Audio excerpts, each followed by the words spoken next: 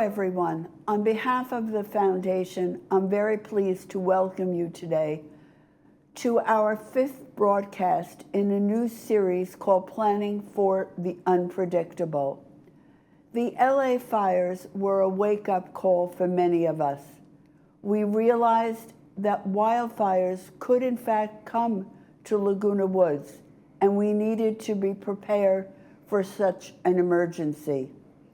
This series, Planning for the Unpredictable, will look at different aspects of emergency preparedness. And with me today is Erin Kennedy, who is the Administrative Services Supervisor for the Security Division in the Village. This series is being provided by the Foundation, and many of you know what the Foundation is. It is the local charity right here in Laguna Woods that steps in and provides temporary financial assistance to residents when they have a financial emergency. More recently, we have expanded our scope of services, and with Memorial Care, we provide fall prevention classes. We have been funding emergency response devices for residents who are at risk of falling. And most recently, we have been able to purchase hearing aids for residents who needed them. I am Marcy Scheimold, the president of the Foundation. And like many of you, I became concerned with the LA fires and the possibility of fires here in Laguna Woods. I'm sure many of you were aware the beginning of this week we had the Rancho fire right near us in Laguna Beach. And maybe that was close enough to make us more concerned about how to be ready if such an event should ever happen here. As I indicated before, Erin Kennedy, the Administrative Services Supervisor for Security, is with me today, and he will tell us about what security is doing to help us get ready. He will talk about the Disaster Preparedness Task Force. He will talk about the Good Neighbor Captain Program, and he'll bring us up to date on what's happening in security. He will also probably have a few recommendations for residents on how they can be better prepared. Good morning, Erin. Good morning, Marcy. Pleasure to be here. Thank you very much. Now, many of the people in the village may not know you. They may never have met you. How long have you been with the village? It'll be actually just 4 years now. 4 years. Okay, what does the Administrative Services Supervisor do in security? I'm basically in charge of the services aspect of security. One of my roles now is budget, assisting the director with the budget. I oversee like our dispatch program, and then just day-to-day operations that my counterpart or my boss, the operations manager, Tom Sevilla, whatever assistance he needs, and basically from there. Okay. Now, before you came to the village, what did you do previously? Well, I do have a background in law enforcement. So 11 years in law enforcement. Okay. And I left law enforcement and I got into the private sector. I was actually a small business owner for 14, 15 years. Oh, wow. I got into fitness and owned a couple of CrossFit gyms, if people are familiar with CrossFit. And recently just sold my last gym in 2023 and able to collect my PERS retirement now. So I'm doing that and enjoying myself here helping the residents. Okay. Now, I was talking as part of my introduction about the issue of getting ready if, God forbid, a wildfire should ever come to Laguna Woods. What would the role of security be if in such an event? Really, we're going to be a support services group. The main parties involved in a wildfire would be the Orange County Fire Authority and the Orange County Sheriff's Department. Typically what we will do is we will make sure that for those clubhouses that aren't in danger or harm of the fire themselves, we'll make sure those clubhouses are open. We'll make sure that our emergency gates are open. If it's after hours and there are closed gates, we'll make sure those are open so that there's some egress. And we'll make sure that the medical cabinets are open at those particular clubhouses that we deem okay, or that are deemed to be okay to open for our clubhouse coordinators. And ultimately what we'll end up doing is working side by side with the Sheriff's Department. And if there's a determination that evacuations need to be done, then our officers will pair up with a deputy and we will start that process. Okay, let's talk about the issue of evacuation, because in talking to many residents, that's a concern of theirs. What can you tell them that they should know about the possibility of evacuation? What suggestions or advice can you give them? I think that we need to be prepared. Obviously, based on the demographic, we do have some residents that may have some mobility issues, things of that nature. I know we're going to talk about the Good Neighbor program, but that's really what a great part of that program is the other residents within that area that they're living can help identify those persons that may have some mobility issues, and we can get the necessary response to assist them should there be an evacuation. Ultimately, the evacuation is going to be controlled by the Orange County Sheriff's Department. The incident command will be Orange County Fire Authority because obviously it's a wildfire. Right. And there'll be uniform command between both agencies, as well as any other mutual aid that may be necessary.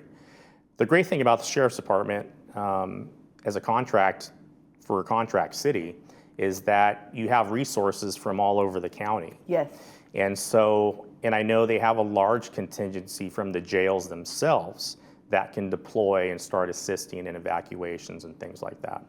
Okay, let's talk about one of the things that you mentioned, and that's the issue of limited mobility. I mean, clearly this is a 55+ community. We have a large number of residents who are over 80. Yes. Has there been any type of planning between security, the sheriff, and the fire authority on addressing the special needs of Laguna Woods if there were a wildfire? Well, yes, as far as our response, and it's basically getting the information from our Good Neighbor captains on those that have those special needs. And then we can send the appropriate resources in order to get them out of harm's way. What's great about Laguna Woods Village is that we have everything at our disposal. So if we needed to use our buses, for example, to help with evacuation, we have that capability, even if it's after hours. Again, if there's trees down or something to that effect, we have large equipment that can come out and clear that. We have emergency contractors that would be able to do that as well. So we do have a lot of resources here in and of itself within the village.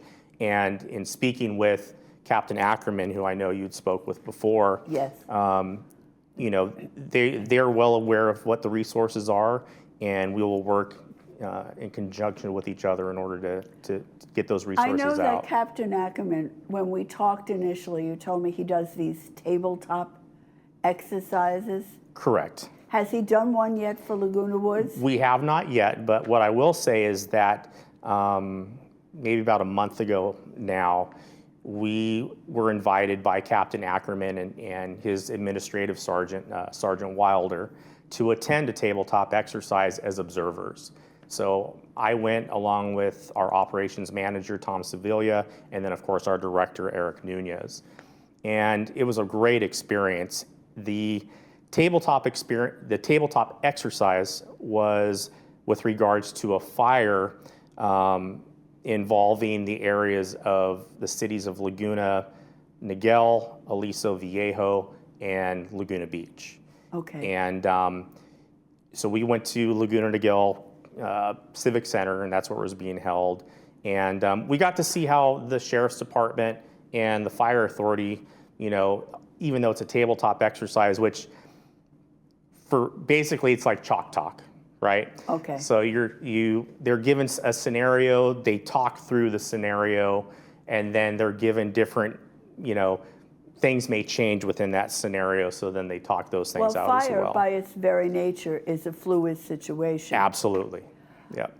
Are there plans to have a tabletop exercise for Laguna Woods? Yes, and those plans are currently being ironed out, but we plan to do that with obviously the security department being involved, the Orange County Sheriff's Department, Fire Authority, and members of the city itself. Oh, the city. Yes. Okay. Now, we talked about evacuation.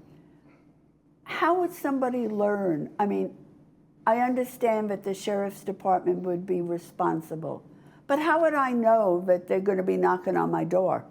This is where it's very important to make sure that you're signed up for things like Alert OC or Code Red that's within the village.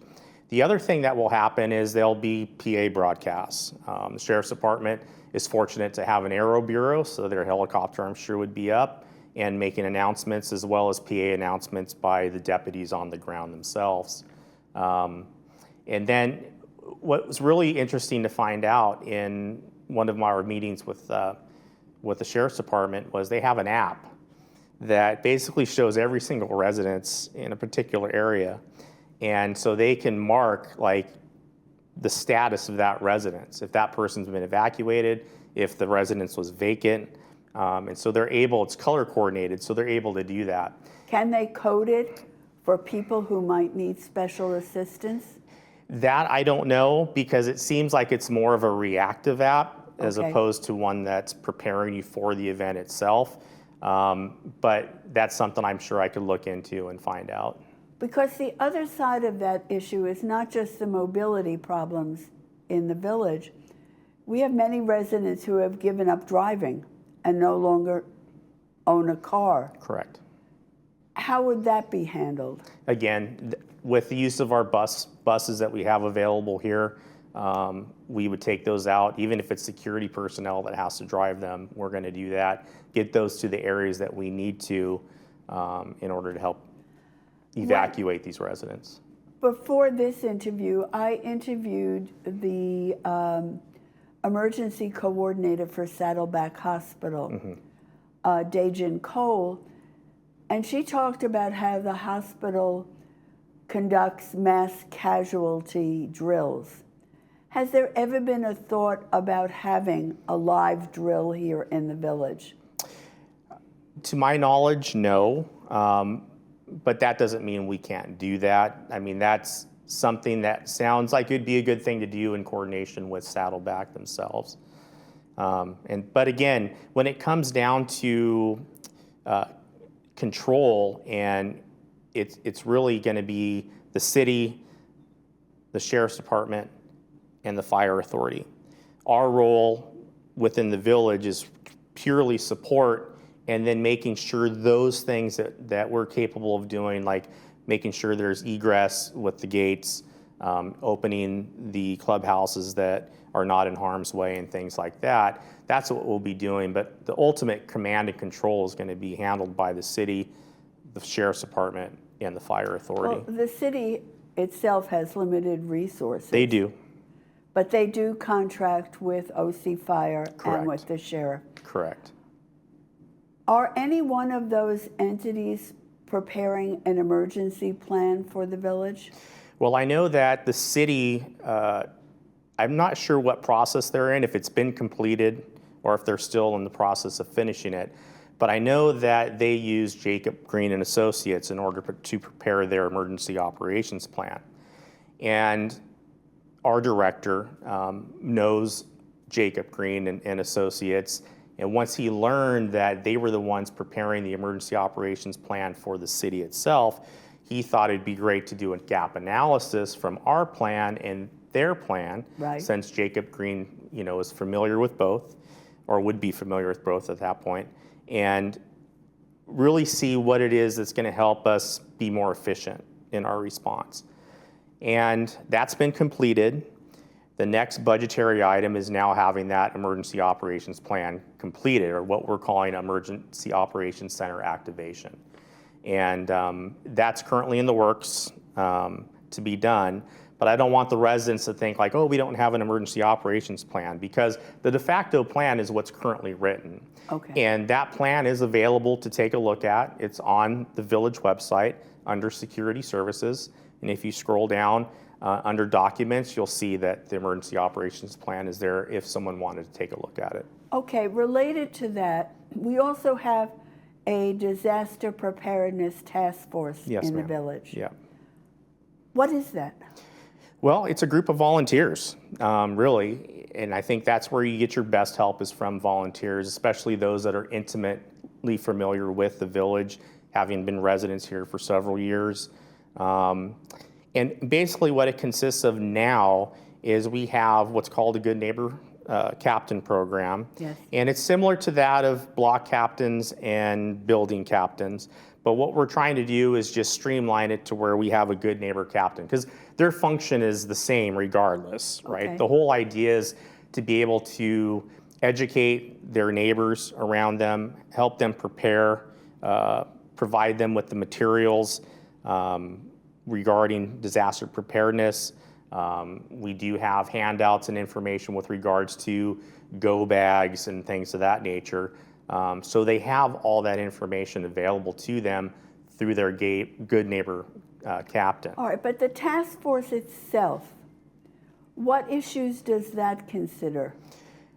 Well, I think it's basically an overview of taking a look at what our response is going to be and how we're going to utilize these entities in order to help support us should there be a fire or some other natural disaster.